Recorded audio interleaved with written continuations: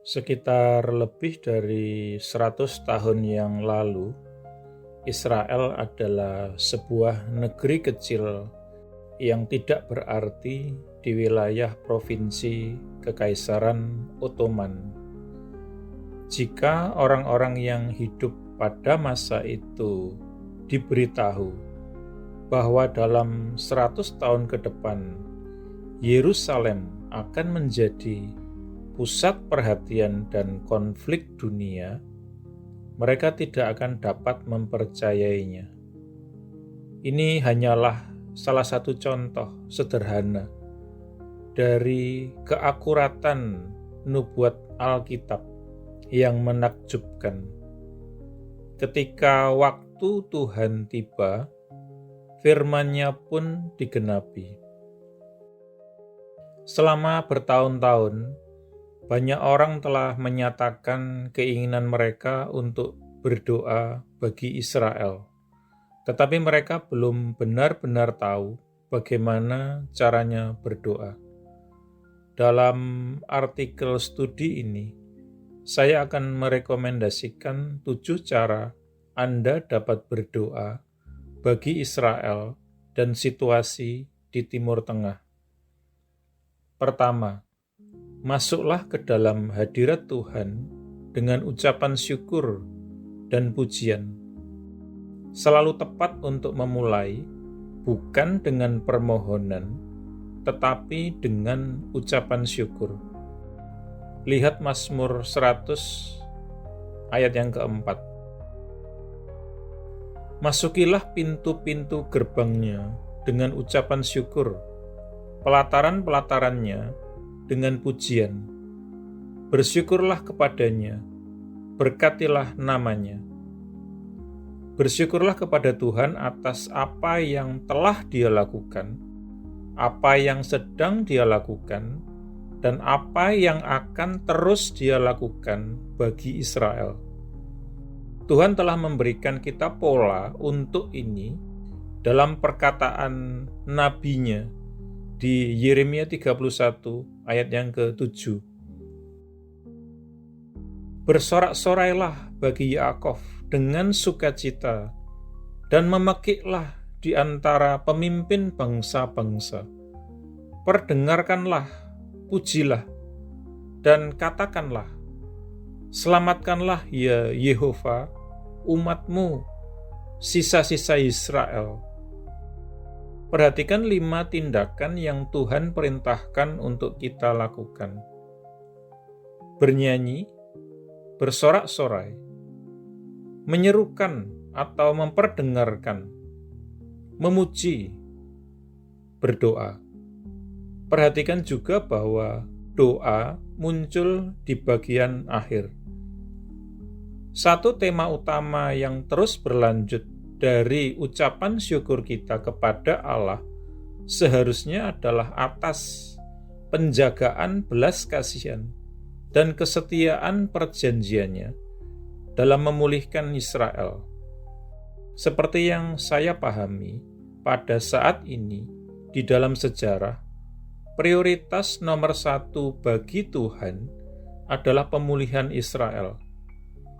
Jika jumlah lembaran-lembaran nubuat yang diberikan di dalam Alkitab menjadi indikasi, ada pasal demi pasal yang berurusan dengan tema ini. Lebih jauh, kitab suci menjelaskan dengan sejelas-jelasnya bahwa Tuhan Yesus tidak akan datang kembali hingga sampai orang-orang Yahudi telah ditempatkan kembali di tanah Israel.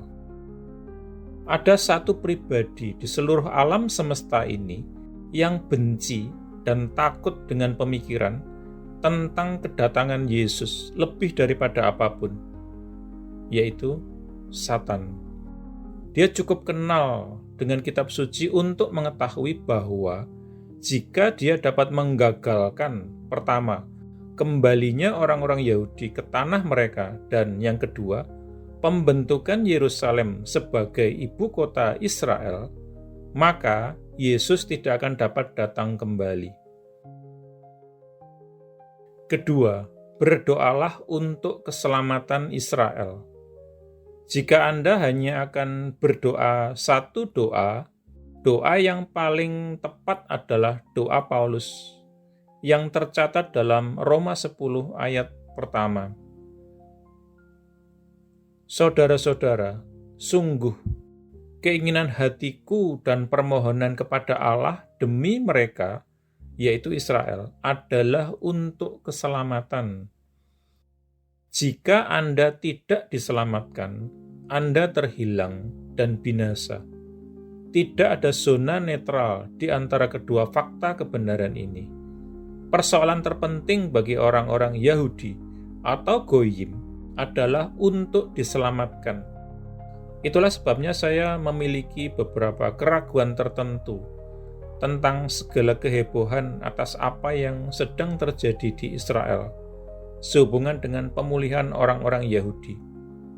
Kadang-kadang orang-orang Kristen yang dewasa mulai berpikir dan bertindak seolah-olah yang terpenting adalah bahwa mereka adalah orang Yahudi. Tidak demikian. Baik orang-orang Yahudi maupun Goyim sama-sama butuh keselamatan. Ketiga, berdoalah untuk pelepasan Roh Kudus atas Israel. Ketika Anda berdoa bagi Israel, jangan mulai dengan berfokus pada isu-isu politik.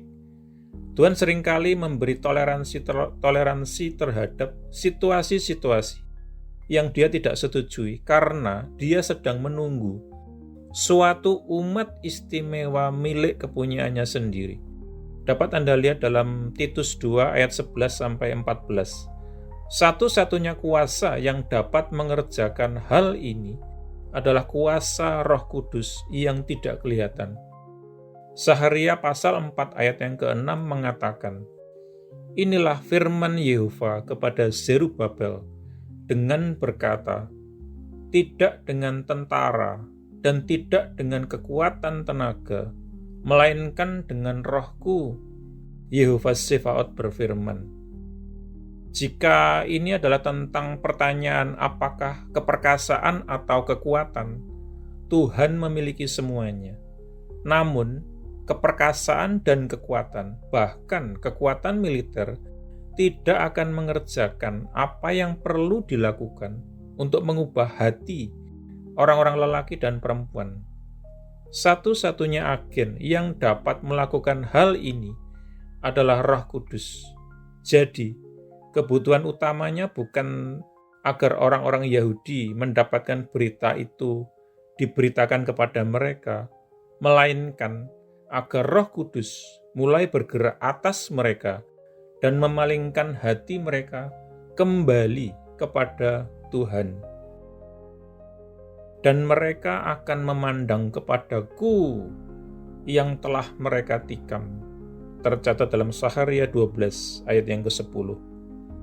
4. Berdoalah untuk tuaian Goyim. Mari kita lihat Roma 11 ayat 25 yang mengatakan ini, bahwa kekeras-kepalaan dari sebagian Israel terjadi hingga sampai kepada kepenuhan Goyim telah masuk. Dan dengan demikian, seluruh Israel akan diselamatkan. Paulus mengatakan bahwa seluruh Israel tidak akan diselamatkan hingga sampai setiap Goyim atau orang non-Yahudi yang telah ditetapkan oleh Tuhan untuk keselamatan telah masuk ke dalam keselamatan. Jika kita benar-benar peduli bagi Israel, kita punya alasan yang sangat penting untuk peduli terhadap keselamatan Goyim juga. 5. Berdoalah untuk pemimpin yang takut akan Tuhan. Permohonan berikutnya yang ingin saya sarankan adalah supaya Tuhan membangkitkan kepemimpinan di Israel yang akan melakukan kehendaknya, kepemimpinan politik, kepemimpinan militer, kepemimpinan spiritual, dan bahwa Tuhan akan memberikan hikmat kepada para pemimpin yang sekarang melayani, secara khusus Perdana Menteri. Hal ini juga berkaitan dengan perbatasan-perbatasan wilayah. Saya percaya kita dapat berdoa kepada Tuhan untuk memulihkan Israel kepada perbatasan-perbatasan yang telah Dia tetapkan bagi mereka saat ini. Berikut ini adalah pernyataan dari Mazmur 125 ayat yang ketiga. Karena tongkat orang fasik tidak akan tinggal tetap di atas bagian undi orang-orang benar. Ini adalah dasar Alkitab untuk berdoa agar Israel kembali ke dalam rancangan Tuhan untuk warisan yang telah ditetapkan Tuhan bagi mereka.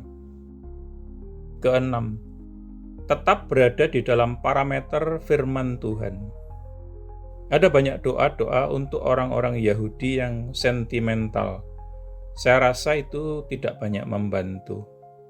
Jangan meminta Tuhan untuk melakukan sesuatu yang Dia katakan Dia tidak akan melakukannya, karena Anda tidak akan dapat mengubah Tuhan. Saya akan memberikan satu contoh saja. Dalam Matius 24 ayat 20, Yesus berbicara tentang situasi kritis yang akan terjadi di Israel, berkata kepada para pengikutnya, "Tetapi berdoalah untuk supaya pelarian kalian tidak terjadi pada musim dingin atau Syabat." Itu menetapkan parameter-parameter yang sangat jelas. Yesus tidak berkata, "Berdoalah supaya kalian tidak harus melarikan diri." Karena memang kalian harus melarikan diri. Hanya ada dua batasan yang dapat Anda doakan.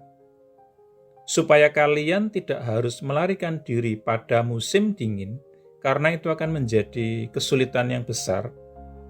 Dan supaya kalian tidak harus melarikan diri pada hari Sabat. Jadi berdoalah dan proklamasikanlah sesuai dengan firman Tuhan dalam kitab suci, dan lepaskanlah janji-janji Tuhan ke dalam takdir Israel. Misalnya, kita dapat berdoa agar Tuhan melakukan hal-hal berikut. Engkau akan bangkit. Engkau akan mengasihani Sion, karena waktunya untuk menganugerahi Dia. Karena waktu yang ditetapkan telah datang. Tercatat dalam Mazmur 102 ayat 13. Dia yang menyerakkan Yisrael akan mengumpulkan dia. Dia akan menjaganya seperti gembala kawanan gembalaannya. Tercatat dalam Yeremia 31 ayat 10. Semua orang-orang yang membenci Sion akan menjadi malu, dan mereka akan terpukul mundur ke belakang. Mereka akan menjadi seperti rumput di atas atap yang mengering sebelum dia dicabut. Tercatat dalam Mazmur 129 ayat 5 dan 6. Hancurkanlah ya Adonai, bagi-bagilah lidah mereka yang menghasut kekerasan dan pertikaian terhadap Israel. Tercatat dalam Mazmur 55 ayat 9. Yehova menghancurkan nasihat bangsa-bangsa. Dia menggagalkan rancangan-rancangan suku-suku bangsa. Tercatat dalam Mazmur 33 ayat 8-12. Mintakanlah shalom Yerusalem. Orang-orang yang mengasihi engkau akan sejahtera. Tercatat dalam Mazmur 122 ayat yang ke-6. Balikkanlah hati orang-orang Israel untuk percaya di dalam nama Yehova untuk pembebasan, bukan di dalam kereta-kereta dan kuda-kuda kekuatan militer mereka. Tercatat dalam Saharia 4 ayat yang ke-6. Poin yang ke-7. Akui dosa-dosa yang semestinya. Pendoa syafaat sejati adalah orang yang datang untuk mengakui dosa di hadapan Tuhan. Pola yang sempurna untuk hal ini adalah Daniel. Ketika Daniel melihat bahwa waktu waktu untuk pemulihan umatnya ke Yerusalem telah tiba, ia datang ke hadapan Tuhan di dalam doa.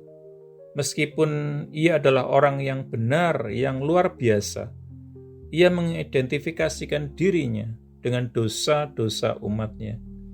Dalam Daniel 9 ayat 5 dia berkata, "Kami telah berdosa, kami telah bejat, dan kami telah berbuat jahat, dan kami telah memberontak dan berpaling dari perintah-perintah-Mu dan dari keputusan-keputusan-Mu."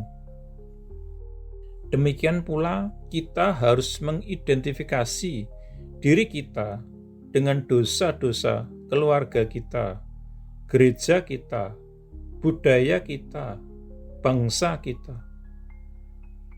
Orang-orang Kristen memiliki banyak dosa-dosa yang harus diakui terhadap orang-orang Yahudi. Orang-orang Yahudi juga memiliki dosa-dosa mereka sendiri untuk diakui terhadap Goyim. Saya ragu apakah doa syafaat akan sepenuhnya efektif sampai masalah dosa-dosa yang tidak diakui ini telah diselesaikan. Berkatilah dan kamu akan diberkati. Ketika berbicara tentang Israel, ingatlah nabi yang ogah-ogahan itu, Bileam. Ia disewa untuk mengutuki Israel. Tetapi di bawah kendali Tuhan, ia pada akhirnya dibuat memberkati Israel lagi dan lebih lagi. Pada akhirnya, Bileam berkata, "Diberkatilah orang-orang yang memberkati engkau, dan terkutuklah orang-orang yang mengutuk engkau." Tercatat dalam Bilangan 24 ayat 9. Kita punya pilihan. Jika Anda memberkati Israel, Tuhan akan memberkati Anda. Jika Anda mengutuk Israel, Tuhan akan mengutuk Anda. Antisemitisme atau anti-Yahudi secara otomatis mendatangkan kutuk Tuhan ke atas individu, ke atas suatu komunitas, ke atas suatu jemaah, ke atas suatu kaum, ke atas suatu bangsa, atau ke atas suatu peradaban. Kita dapat melihat dari catatan sejarah, Kerajaan Inggris bangkit dari 2 perang dunia sebagai pemenang. Tetapi ketika pemerintah Inggris mengambil posisi untuk berdiri menentang kelahiran negara Israel, tahukah Anda apa yang terjadi? Israel selamat, tetapi kerajaan Inggris tidak. Kerajaan Inggris hancur terpecah belah tanpa alasan politik yang jelas. Jika Anda ingin diberkati, maka Anda harus memberkati Israel. Amin.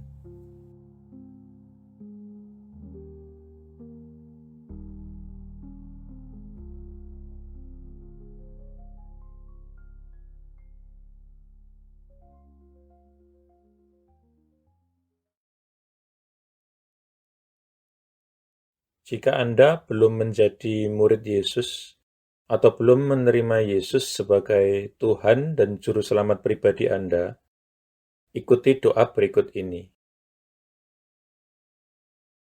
Tuhan Yesus Kristus, aku percaya bahwa Engkau adalah Anak Allah dan jalan satu-satunya menuju kepada Bapa, dan bahwa Engkau telah mati di kayu salib untuk dosa-dosa yang aku perbuat, dikuburkan, namun kemudian Engkau bangkit kembali dari antara orang mati, supaya aku dapat diampuni dan menerima hidup yang kekal. Aku menanggalkan segala kebanggaan dan pembenaran diri sendiri agamawi, dan segala macam gengsi yang tidak berasal daripadamu. Aku tidak punya klaim apapun atas belas kasihan-Mu, kecuali bahwa Engkau telah mati menggantikan aku. Sekarang aku tidak akan memberontak dan berdosa lagi kepadamu, ya Tuhan. Dan aku menyerahkan diriku kepadamu, karena sesungguhnya Engkau adalah Tuhanku. Aku mengakui segala dosa-dosaku di hadapan-Mu, dan aku tidak menyembunyikan apapun. Secara khusus aku mengakui, sebutkan dosa-dosa yang pernah Anda perbuat, yang Roh Kudus ingatkan. Aku bertobat dari segala dosa-dosaku, ya Tuhan. Aku berbalik dari mereka, dan aku kembali kepadamu, ya Tuhan, untuk belas kasihan dan pengampunan-Mu. Aku memohon pengampunan-Mu, terutama atas dosa-dosa yang menyebabkan diriku terkena kutuk. Lepaskanlah diriku juga dari akibat dosa-dosa bapa leluhurku di masa lalu. Oleh keputusan kehendakku, aku dengan sadar mengampuni setiap orang yang pernah melukai atau bersalah atau merugikan aku. Sama seperti aku ingin Tuhan mengampuni diriku. Aku menanggalkan seluruh kepahitan, seluruh kemarahan dan dendam, dan segala kebencian. Secara khusus, aku mengampuni.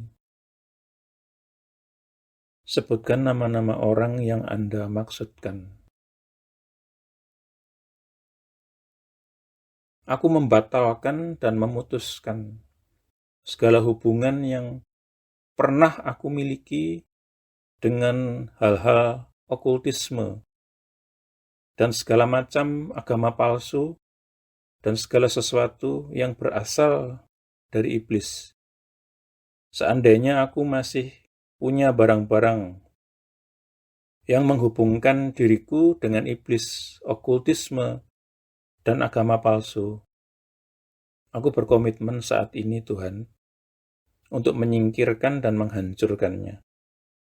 Dengan ini pula aku membatalkan segala hak atau kekuasaan yang dimiliki iblis atas tubuhku dan kehidupanku. Tuhan Yesus, aku berterima kasih bahwa di kayu salib Engkau telah menanggung segala kutuk yang mungkin mengikat diriku selama ini. Engkau telah dijadikan kutuk, supaya aku dapat ditebus dari setiap kutuk dan mewarisi berkat-berkat Allah. Atas dasar itu, aku memohon Engkau, Tuhan, untuk melepaskan aku dan membebaskan aku dari segala kutuk yang mengikat kehidupanku di dalam nama-Mu, Tuhan Yesus Kristus. Aku menyerahkan diri dan menundukkan diri kepadamu, ya Tuhan, dan aku melawan iblis. Dengan iman, aku menerima kelepasanku sekarang, dan kuucapkan terima kasih, Tuhan, untuk kelepasan ini. Amin. Selanjutnya, Anda bisa mendapatkan pengajaran meletakkan fondasi bagi murid Yesus dengan subscribe di channel ini. Tuhan Yesus memberkati.